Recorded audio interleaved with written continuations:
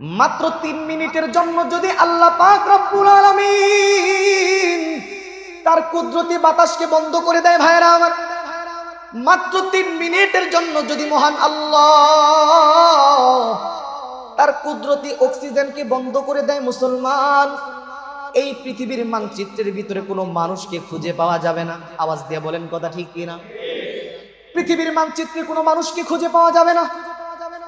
ও মুসলমান, মাত্র 3 মিনিটের জন্য যদি আল্লাহ পৃথিবীর বাতাসকে বন্ধ করে দেন, পৃথিবীর সমস্ত রাজত্ব ক্লোজ হয়ে যাবে। কথা ঠিক বললাম কিনা ভাই? মানুষের সমস্ত রাজত্বগুলা ক্লোজ হয়ে যাবে। যেই রব্বে কারীমের হাতে ওই বাতাস, যেই বাতাস মাত্র 3 মিনিটের জন্য যদি আল্লাহ বন্ধ করে দেন, তাহলে পৃথিবীর এইরকম ভাবে পৃথিবীর মানচিত্রে কোনো মানুষকে খুঁজে পাওয়া যাবে না। এমন ক্ষমতাধর মালিকের বিরোধিতা করা, সেই রব্বে কারীমের হুকুমগুলাকে লঙ্ঘন করা, সেই মালিকের আইনের বিরুদ্ধে আইন প্রণয়ন করা, এক কথায় সেই মালিকের কথার বাইরে জিন্দেগি পরিচালনা করা, একমাত্র পৃথিবীর মধ্যে সবচেয়ে আন্তর্জাতিক মানের বেহুদা গাদা ছাড়া আর কেউ করতে পারে না। একমত হইলে আওয়াজ দিয়া বলেন কথা ঠিক কিনা? ও মুসলমান ভাইরা আমার, যেই রব্বে কারীমের হাতে ওই বাতাস, যেই বাতাস মাত্র 3 মিনিটের জন্য যদি আল্লাহ পাক রব্বুল আলামিন বন্ধ করে দেন, তাহলে পৃথিবীর সমস্ত রাজত্বই ক্লোজ হয়ে যায়। আল্লাহ পাক যদি বাতাসকে বন্ধ করে দেন, তাহলে পৃথিবীর কোনো বৈদ্যুতিক লাইট জ্বলতে পারে না, পৃথিবীর কোনো বৈদ্যুতিক ফ্যান চলতে পারে না রে মুসলমান।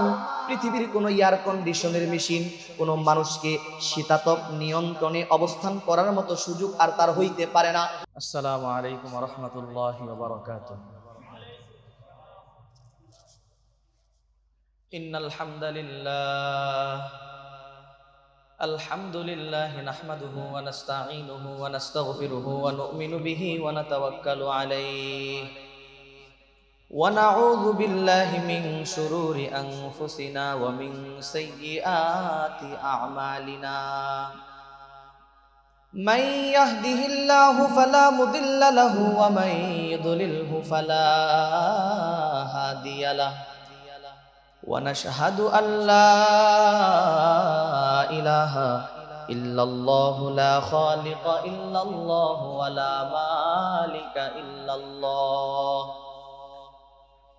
ولا محيي إلا الله ولا مميت إلا الله ولا رازق إلا الله ونشهد أن سيدنا وسندنا وحبيبنا ومولانا محمدا عبده ورسوله الذي أرسله الله بالحق بشيرا ونذيرا وداعيا إلى الله بإذنه وسراجا وقمرا منيرا. أما بعد فأعوذ بالله من الشيطان الرجيم. بسم الله الرحمن الرحيم. وما خلقت الجن والإنس إلا ليعبدون. قال رسول الله صلى الله عليه وسلم: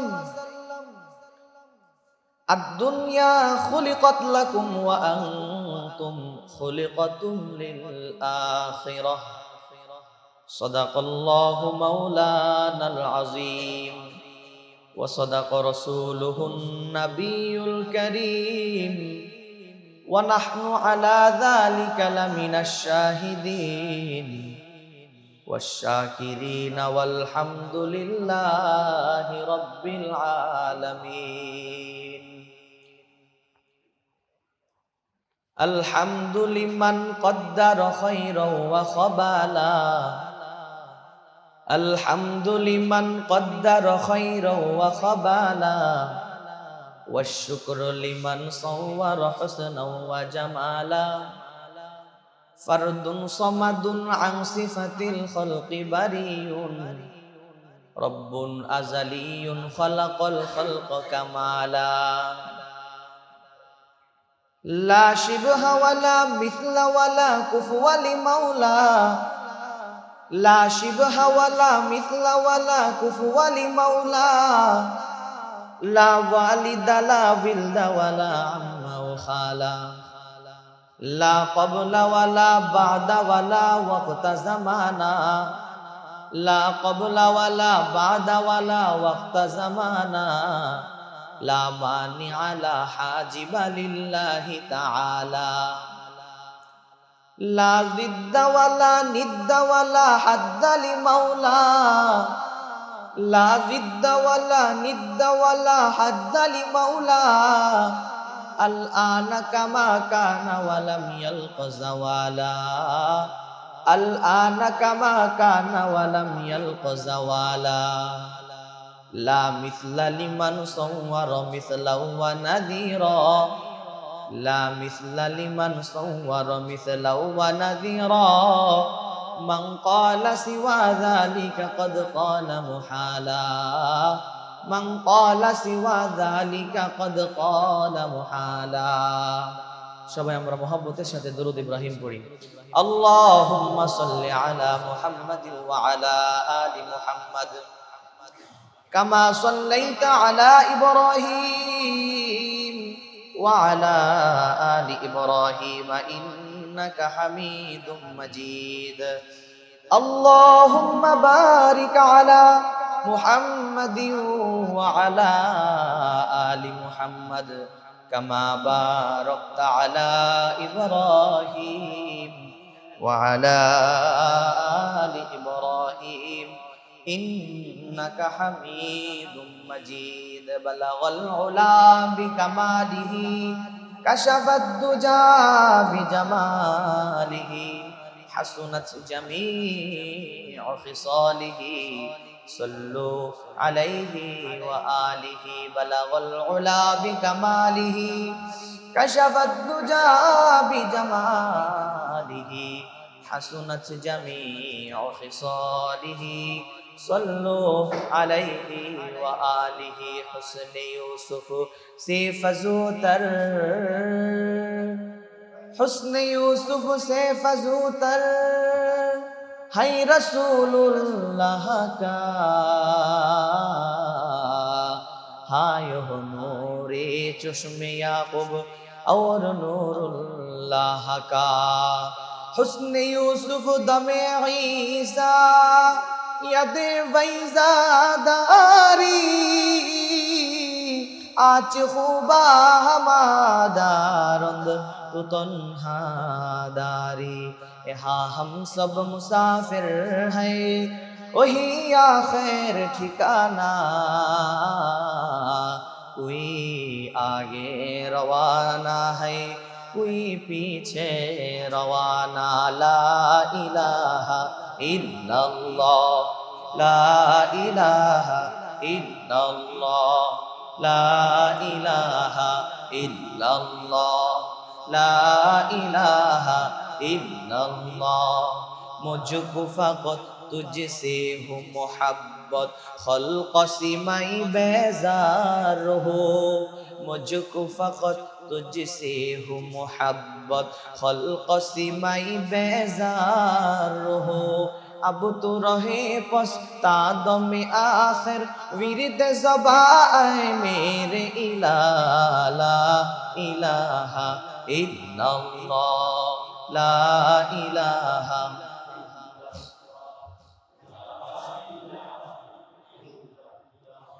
ला इलाहा इल्लल्लाह मुहम्मदुर রাসূলুল্লাহ। সকলে পড়ি সাল্লাল্লাহু আলাইহি ওয়াসাল্লাম।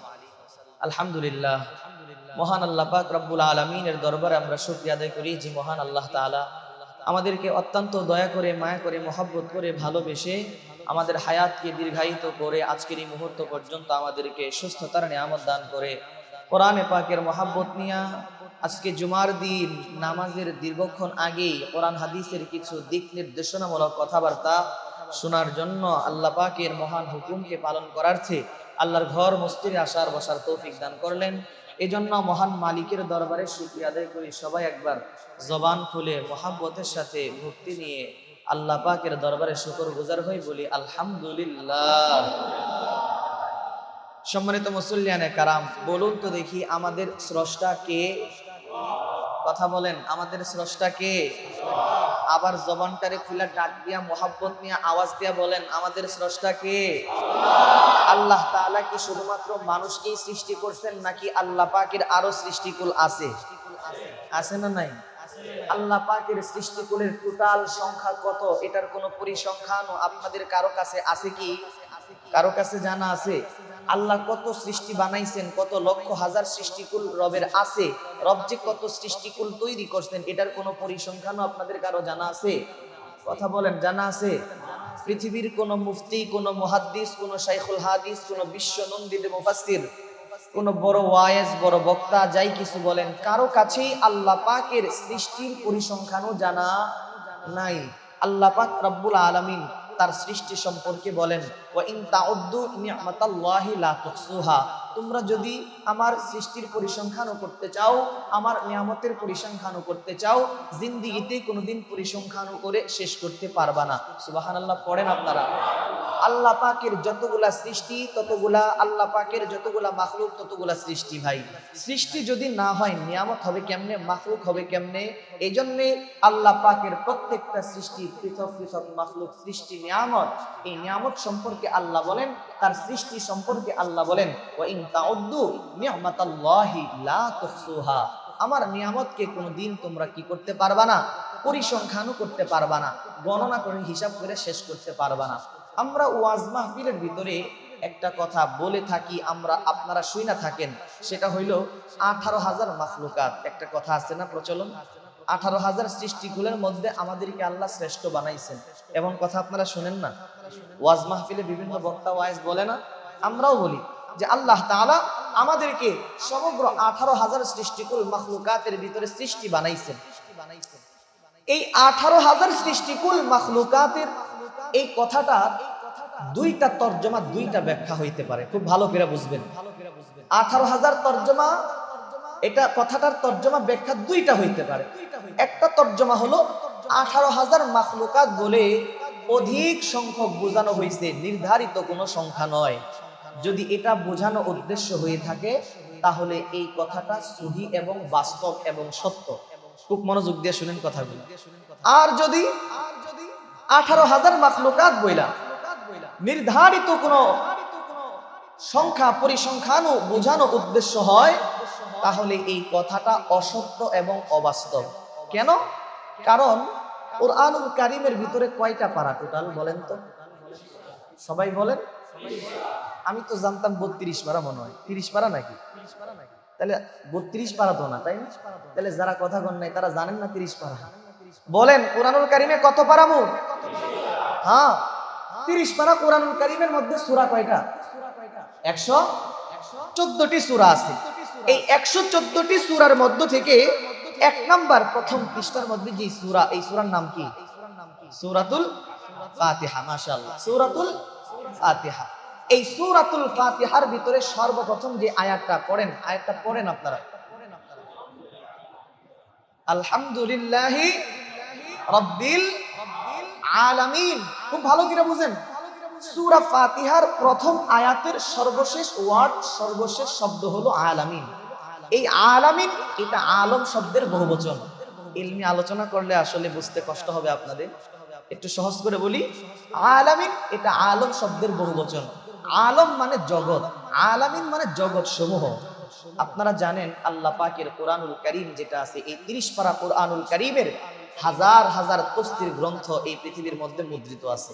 কিন্তু বাররে সগীরের ভিতরে, বাংলাদেশ, ভারত, পাকিস্তানের ভিতরে সবচাইতে যেই তাফসীর গ্রন্থটা বেশি পঠিত হয়, বেশি পাঠ করা হয়, পড়া হয়, সেটা হলো পাকিস্তানের সাবেক মুফতি আজম মুফতি শফি সাহেব রহমাতুল্লাহি আলাইহি, ওনার লিখিত তাফসীরের কিতাব তাফসীরে মারিফুল কোরআন। এটা সবচেয়ে বেশি পঠিত হয় আমাদের বাংলাদেশের ভিতরে।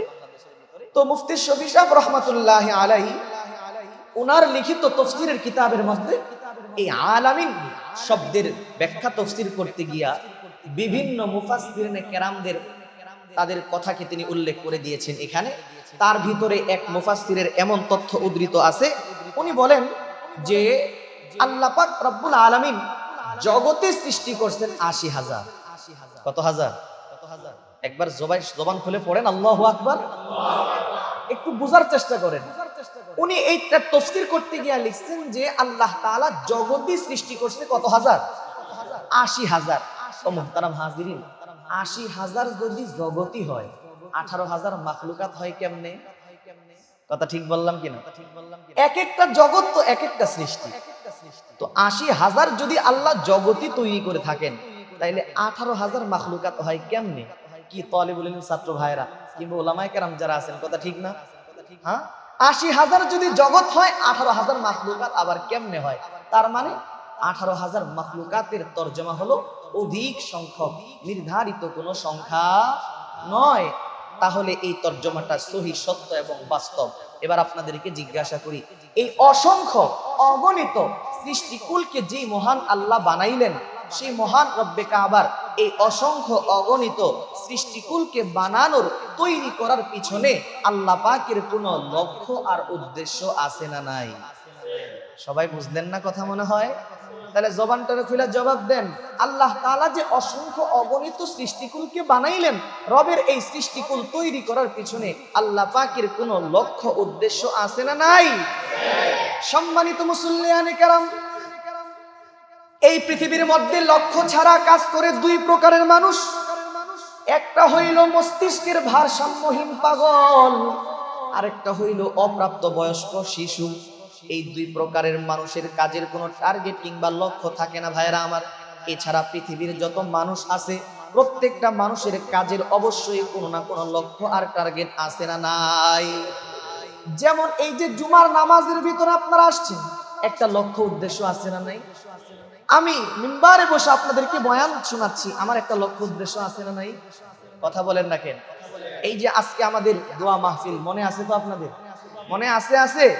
শরীক হইব তো ইনশাআল্লাহ? একলা না, বন্ধু বান্ধবদেরকে নিয়ে, হ্যাঁ, সবাইকে নিয়ে আসবো। তো আজকের মাহফিলের ইন্তজাম যিনারা করেছেন, আমাদের অত্র মসজিদের কমিটি বৃন্দ যিনারা, ওনারা কষ্ট করে মেহনত করে বুদ্ধি দিয়া, শ্রম দিয়া, সময় দিয়া, টাকা পয়সা দিয়া, সবকিছু দিয়ে আয়োজন করছেন। কেন? অত্র এলাকার ময় মুরব্বী যারা বেঁচে আছেন তাদের দোয়ার জন্য, যারা দুনিয়া থেকে বিদায় হয়ে গেছেন তাদের রুহের মাগফিরাত কামনায় দোয়া মাহফিলের আয়োজন করছেন। তো যারা আয়োজন করলেন, আয়োজক কমিটি যারা, তাদের একটা নেক মাকসাদ হলো অত্র এলাকার মুরব্বীরা কবরবাসী হয়ে গেছে, তাদের কবরে যেন একটু নেকি যায়, তাদের জন্য একটু দোয়ার জন্য। তো এটা ভালো উদ্যোগ, কথা ঠিক কিনা? তাহলে কমিটি বৃন্দের একটা নেক উদ্দেশ্য আছে না নাই? আপনারা যারা বয়ান শুনতে আসবেন, আপনাদেরও তো একটা লক্ষ্য উদ্দেশ্য থাকবে, কথা ঠিক না? এই যে ক্যামেরাম্যান যেগুলা দেখতেছেন, এগুলা অনেকে বুঝতেছেন, অনেকে বুঝতেছেন না, একটু এলান করেই দিই। আলহামদুলিল্লাহ, এটাও ব্যবস্থাপনা আপনাদের জন্য করা হয়েছে। উপরে ৩য় তলা ৪র্থ তলায় তো আর ওয়াইসকে দেখা যাবে নাকি? তো দেখে বয়ান শুনলে একরকম মজা লাগে, একটা তাসির হয়, না দেখে শুনলে আরেক রকমের একটা অবস্থা তৈরি হয়, তাই না? এই জন্য আপনাদের সুন্দর ব্যবস্থাপনার জন্য, আপনাদের দিলের প্রশান্তির জন্য, সুন্দর ভালো ওয়াজ শোনার ব্যবস্থা করার জন্য আমাদের যারা কমিটির দায়িত্ব কিসের যারা আছেন, ওনারা নিজেদের অর্থায়ন থেকে, নিজেদের কষ্ট উপার্জিত টাকা পয়সা থেকে কিছু ব্যয় করে আবার প্রজেক্টরের ব্যবস্থাও করছে। মারহাবা কইবেন না আপনারা? এতে কি আপনারা খুশি না বেজার? তাহলে স্বতঃস্ফূর্ত সারা দিব তো ইনশাআল্লাহ। আমাদের নিচতলাতে এবং ৩য় ৪র্থ তলাতে প্রজেক্টরের ব্যবস্থাপনা আছে, এগুলা তার সেটিং আর কি। আল্লাহ তাআলা আজকের ইন্তজামকে যেন কবুল করেন, সবাই দোয়া করেন আমিন। তো আমি আপনাদেরকে বুঝাইতে চাইতেছি ভাইরা আমার, তো এই যে ক্যামেরাম্যান যেগুলো আসছে, তাদের একটা লক্ষ্য উদ্দেশ্য আছে না নাই? যারা বক্তা, ওয়াজ ফরমাবেন, ওয়াজ করবেন, বয়ান করবেন, তাদের একটা লক্ষ্য উদ্দেশ্য আছে। মুহতারাম হাজিরিন, প্রত্যেকটা মানুষ যদি লক্ষ্য টার্গেট নিয়েই কাজ করে, তাহলে যে তামাম সৃষ্টি জগৎগুলাকে যে মহান মহিয়ান আল্লাহ বানাইলেন, রবের এই সৃষ্টিগুলা বানানোর পিছনে আল্লাহ পাকের লক্ষ্য উদ্দেশ্য আছে না নাই? বন্ধুরা আমার, ভাইরা আমার, বিশ্বনবী জনাবে মুহাম্মদুর রাসূলুল্লাহ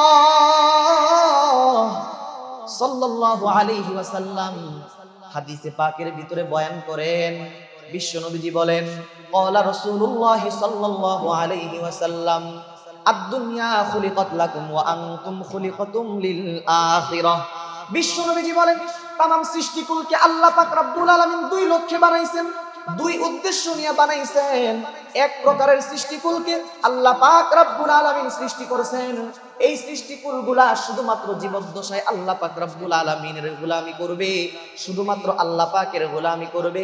এই সৃষ্টিকুলদের জন্য আল্লাহ তাআলা তৈরি করছেন তাদের সুখ শান্তি আর ভোগ বিলাসের জন্য আল্লাহ পাক রব্বুল আলামিন তৈরি করছেন পরকালীন চিরস্থায়ী জীবন। তারা কারা? মানুষ আর জিন জাতি, মানব আর দানবকে আল্লাহ পাক রব্বুল আলামিন তৈরি করছেন শুধুমাত্র আল্লাহ পাকের গোলামির জন্য। আর সমস্ত সৃষ্টিগুলাকে আল্লাহ পাক রব্বুল আলামিন তৈরি করেছেন রে মুসলমান মানব আর দানবের সেবা আর গোলামি করার জন্য। ও মুসলমান ইমানদার, গভীর মনোযোগ দিয়ে বোঝার চেষ্টা করবেন। এই আসমান আমাদের সেবায় নিয়োজিত, এই জমিন আমাদের সেবায় নিয়োজিত, চন্দ্র সূর্য আমাদের সেবায় নিয়োজিত, গ্রহ নক্ষত্র আমাদের সেবায় নিয়োজিত। ও মুসলমান, শুধু তাই নয়, সমস্ত সৃষ্টিগুলাকে আল্লাহ পাক রব্বুল আলামিন আমাদের সেবায় নিয়োজিত করেছেন। শুধু তাই নয়, বরং তামাম সৃষ্টিগুলাকে আল্লাহ পাক রব্বুল আলামিন আমাদের জন্য অবৈতনিক সেবক আর গোলাম আর খাদেম বানায়া দিয়েছেন। জবান করে বলেন না সুবহানাল্লাহ। ও মুসলমান ভাইরা আমার, ভালো করে লক্ষ্য করেন, এই যে রাত্রি বেলায় বৈদ্যুতিক লাইটগুলা আমরা জ্বালাইয়া দেই, আজকের দোয়া মাহফিল সফলতা করার জন্য সুন্দর লাইটিং ব্যবস্থা করা হয়েছে। এই যে সুন্দর লাইটিং ব্যবস্থা করা হলো, কিংবা ভিতরে যে লাইটিং এর ব্যবস্থা করা আছে, রাত্রি বেলায় যখন অন্ধকার হয়ে যায়, ও মুসলমান ভাইরা আমার, রাত্রে যখন গভীর অন্ধকার হয়ে যায়, আমরা আমাদের ফ্ল্যাটের ভিতরে, ঘরের ভিতরে লাইট জ্বালাইয়া দেই, অন্ধকারের ভিতরে দেখার জন্য আলোর ব্যবস্থাপনা করি। ভাইরা আমার, আলোর ব্যবস্থাপনা করি। আপনারা বলেন তো দেখি, একজন মানুষের জীবনে বৈদ্যুতিক লাইটের আলোর প্রয়োজনীয়তা আছে না নাই? বলেন বলেন, আছে না নাই? আমরা একটু আগায়া বসি, পিছনে ভাইদেরকে বসার সুযোগ করে দিই। জামাতের সময় দাঁড়িয়ে যাব, অনেক জায়গা আছে চতুর্থ তলা পর্যন্ত, একটু আগাই, সবাই একটু আগাই, পিছনের ভাই একটু আগায়া বসি। বলেন, যেটা বলতেছিলাম আপনাদেরকে ভাইরা আমার, বৈদ্যুতিক লাইটের আলোর প্রয়োজনীয়তা মানুষের জীবনে আছে না নাই? কিন্তু প্রয়োজনটা কি খুব বেশি মারাত্মক নাকি হালকা? কথা বলেন না, কনফিউজ হয়ে গেছেন না? বৈদ্যুতিক লাইটের আলোর প্রয়োজনীয় কি খুব বেশি মারাত্মক? মনে করেন বৈদ্যুতিক লাইটের আলো নাই, এই জন্য কারো জীবন থেমে থাকবে না, তাহলে খুব বেশি মারাত্মক দরকার নাকি হালকা দরকার? একসময় তো বৈদ্যুতিক লাইটের আলো ছিল না, মানুষের জীবন চলে নাই। কথা বলেন না কেন? তার মানে বৈদ্যুতিক লাইটের আলোর প্রয়োজনীয়তা মানুষের জীবনে আছে, কিন্তু প্রয়োজনটা বেশি মারাত্মক না, হালকা। বৈদ্যুতিক লাইটের আলো ছাড়াও মানুষের জীবন, কথা বলেন না কেন? বৈদ্যুতিক লাইটের আলো ছাড়াও মানুষের জীবন চলে কিনা? কিন্তু বলেন, আপনারা জবান খুলে আওয়াজ দিয়া বলেন মুসলমান, পক্ষান্তরে বৈদ্যুতিক লাইটের আলোর তুলনায় আল্লাহ পাকের সূর্য যেটা তৈরি করলেন, এই সূর্যের আলোর প্রয়োজনীয়তা মানুষের জীবনে কম না বেশি? আওয়াজ দিয়া বলেন, কম না বেশি? বন্ধুরা আমার, ভাইরা আমার, বৈদ্যুতিক লাইটের আলো ছাড়াও মানুষের জীবন চলে ভাইরা আমার, কিন্তু সূর্যের আলোর ছাড়া মানুষের জীবন চলতে পারে না। সূর্যের আলোর সঙ্গে মানুষের লাইফের সম্পৃক্ত আছে। সূর্যের আলো ছাড়া পৃথিবীর এইরকম ভাবে কোনো মানুষ চলতে পারে না। সূর্যের আলো ছাড়া পৃথিবীর কোনো গাছ গজাইতে পারে না। সূর্যের আলো ছাড়া পৃথিবীর কোনো ঘাস গজাইতে পারে না, গাছপালা গজাইতে পারে না। সূর্যের আলো ছাড়া পৃথিবীর কোনো নিজাম ঠিক থাকতে পারে না। ভাইয়েরা আমার, ও মুসলমান ইমানদার, মানুষের জীবনটাই বুধ হয়ে যায়।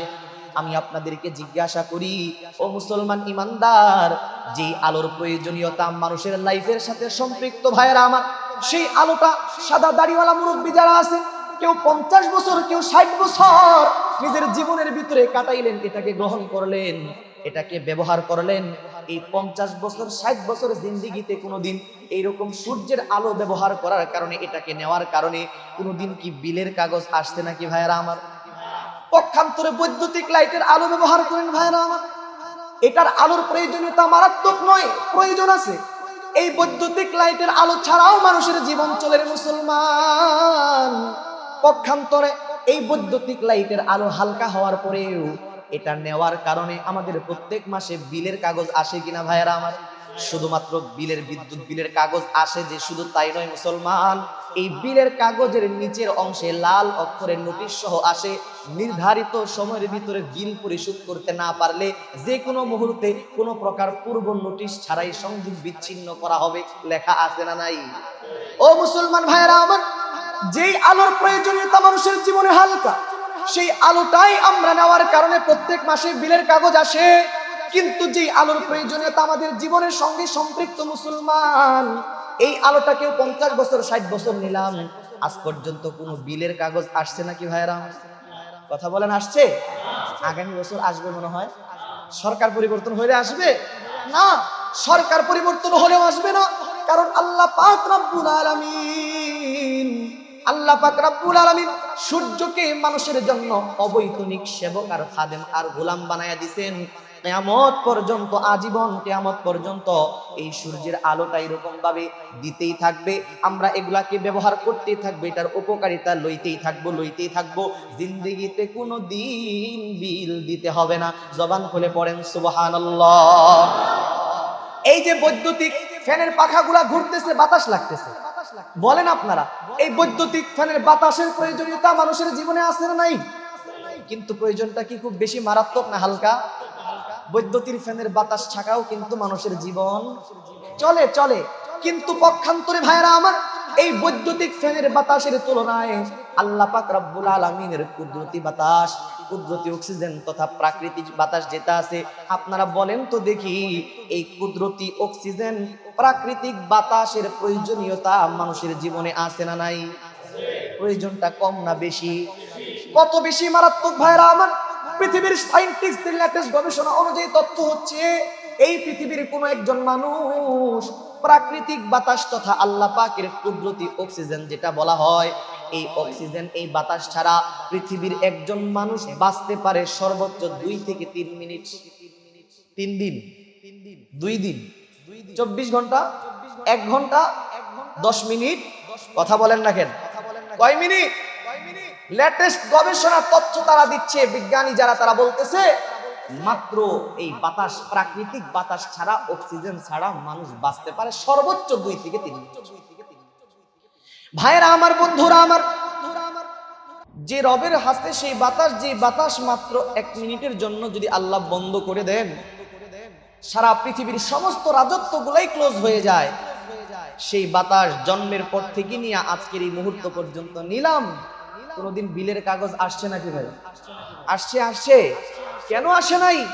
কারণ আল্লাহ পাক রব্বুল আলামিন বলেন যে না, কোনো বিলের কাগজ আসবে না, কারণ আমি বাতাসকেও তোমাদের জন্য অবৈতনিক সেবক আর গোলাম আর খাদেম বানায়া দিছি। বলেন সুবহানাল্লাহ। এই জন্য বন্ধুরা আমার, ভাইরা আমার, আল্লাহ পাক রব্বুল আলামিন সমগ্র সৃষ্টিকুলের ভিতরে এমন কোন সৃষ্টিকে তৈরি করেন নাই যেই সৃষ্টিগুলা এখন অথবা তখন, ডাইরেক্ট অথবা ইনডাইরেক্ট, পরোক্ষ অথবা প্রত্যক্ষ ভাবে মানুষের খেদমত করতে পারবে না।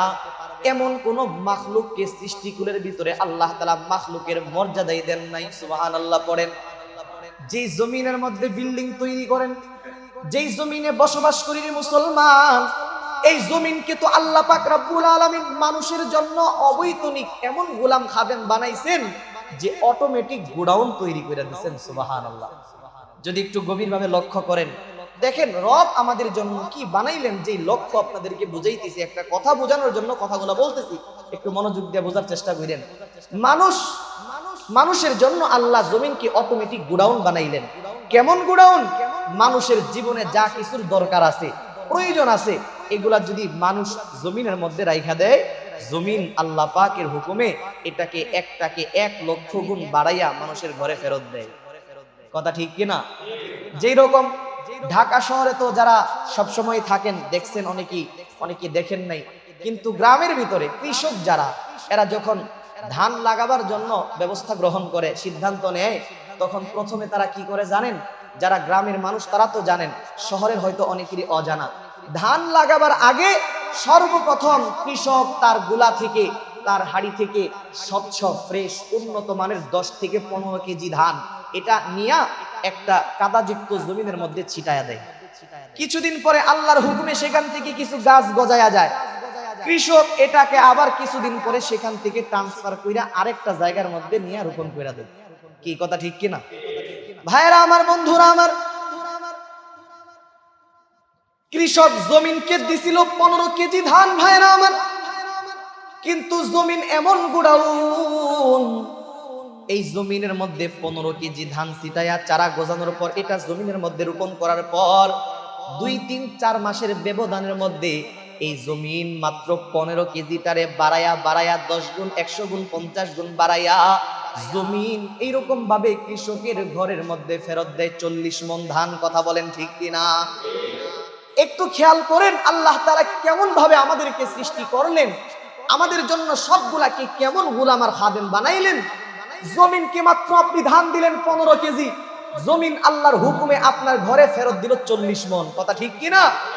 এই জাতীয় কোনো গোডাউন পৃথিবীর কোনো সায়েন্টিস্টের বাবা কোনোদিন আবিষ্কার করতে পারে নাই। কথা ঠিক কিনা ভাইরা আমার?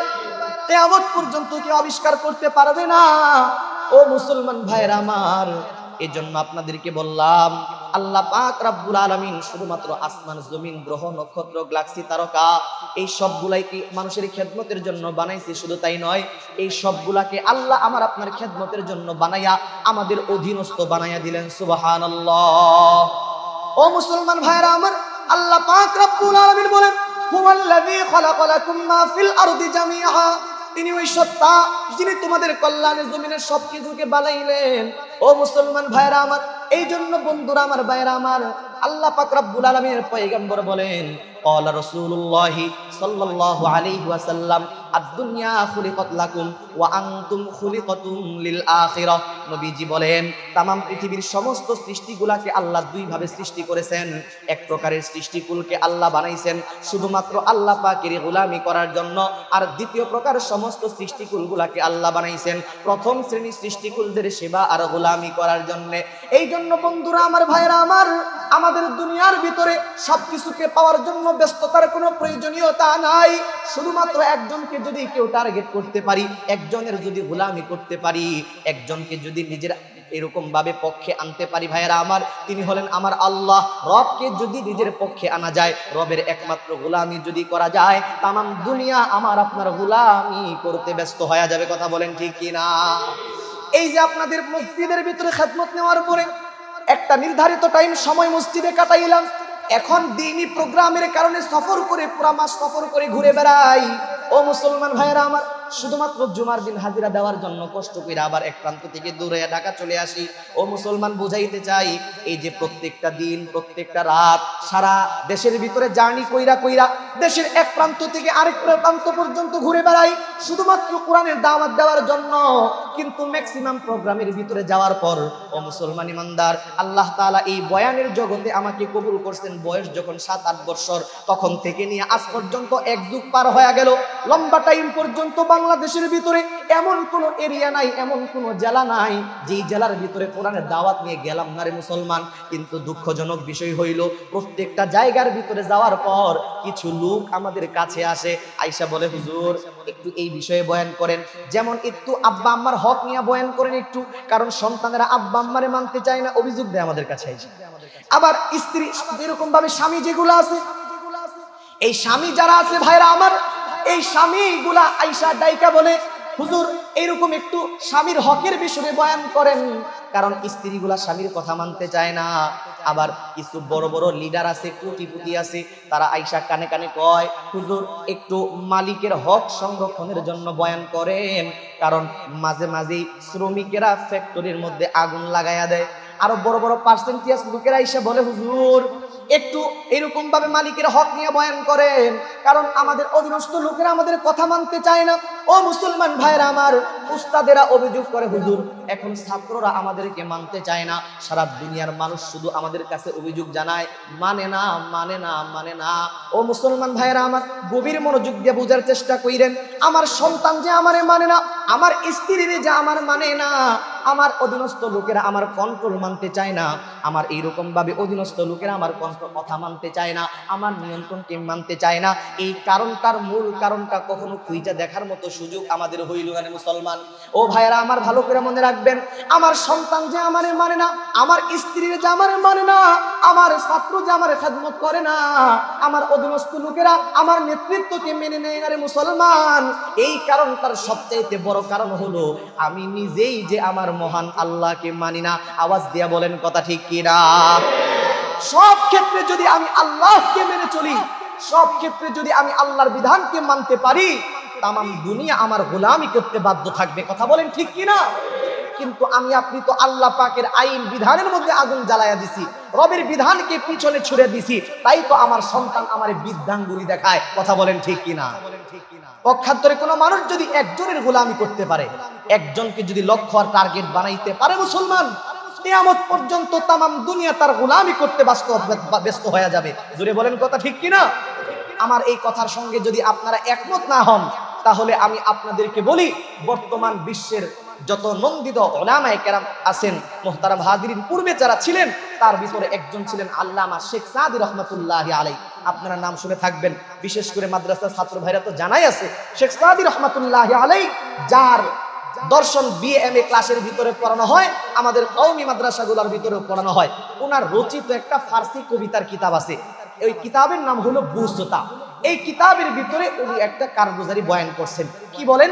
উনি বলেন, একে দিদামাজার সাইরু দেবার কে পেশা মুদাম্বর পালঙ্গে সুয়ার চুনা হাওলে জাহাল বরমান্নে সস কে তোর সিদনম পা এরস্তন ববস্ত তাবাসসুম কুনা দস তে বর লব গেরেফতে কে সাদি মুদার ইচে দিদি সে গোফত তু হাম গর্দা নাজ হুকমে দাওয়ার মুপিজ কে গর্দান না পিচাদ যে হুকমে তু হিজ।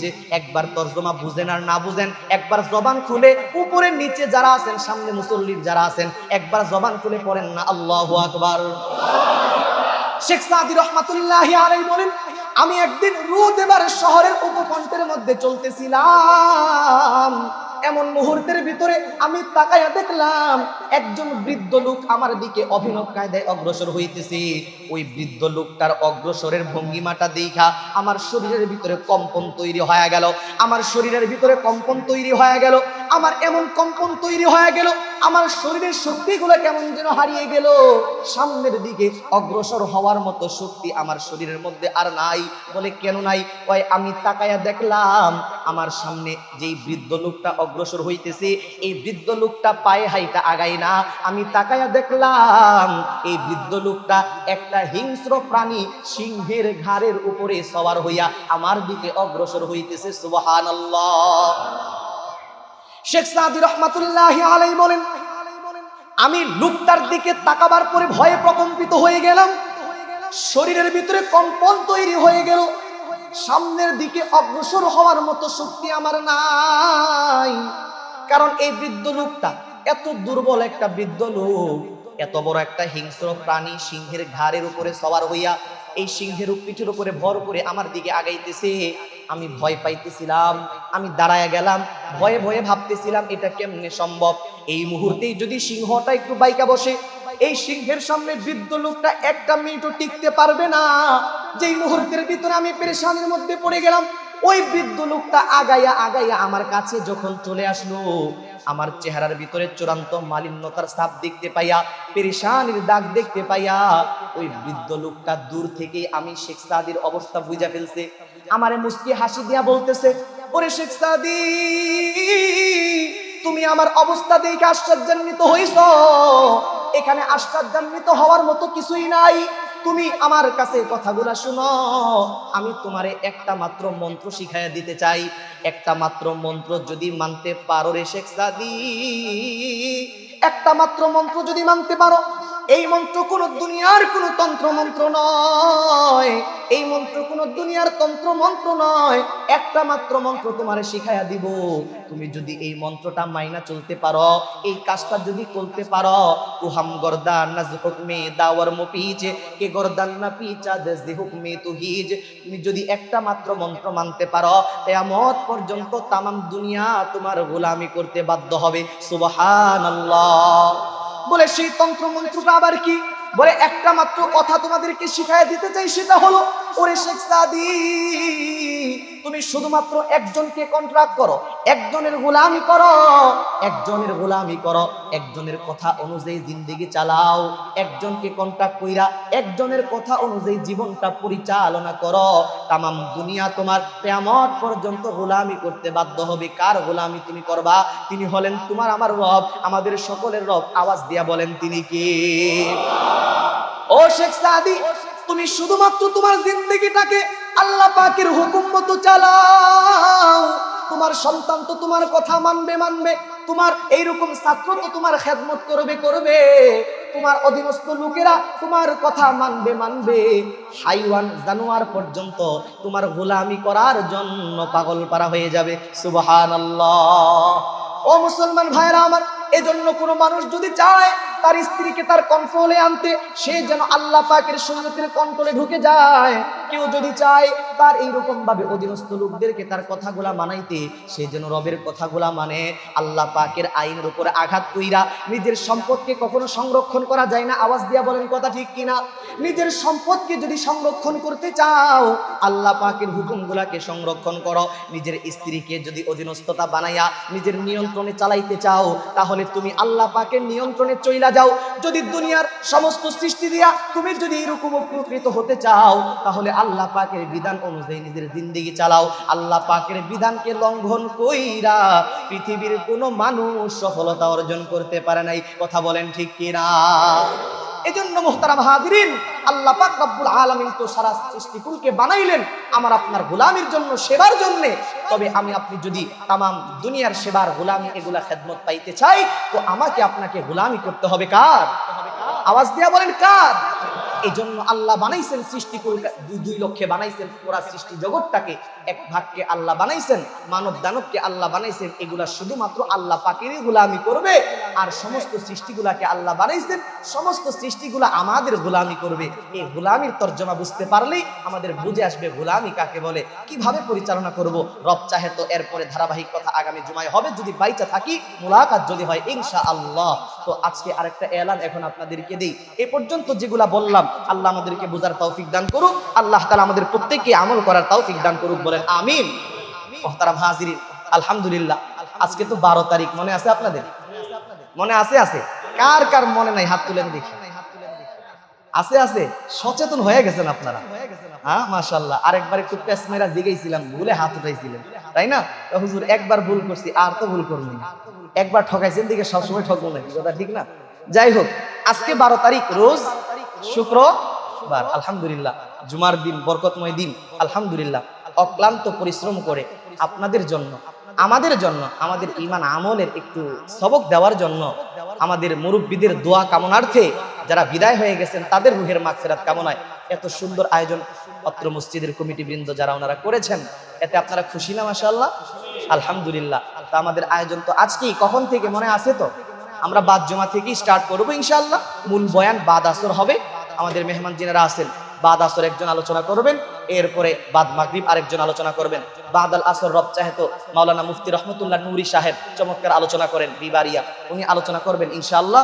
বাদ মাগরিব মাওলানা মুফতি তুফাইল আহমদ বৈলুলি সাহেব, প্রখ্যাত দেশের ওয়াইজ, খ্যাতিমান ওয়াইজ, উনি বাদ মাগরিব। আল্লাহ চাহে তো বাদাল এশা মুখতাসার আমি আপনাদের খেদমতে, আমি তো শুনাই ওই জুমার দিন, আজকেও আর একটু শুনাইলাম, শুনবেন না ইনশাআল্লাহ? থাকবেন তো আসার উপরে ইনশাআল্লাহ। এরপরে মুখতাসার আমি কিছু বলে মোনাজাত করে দিব।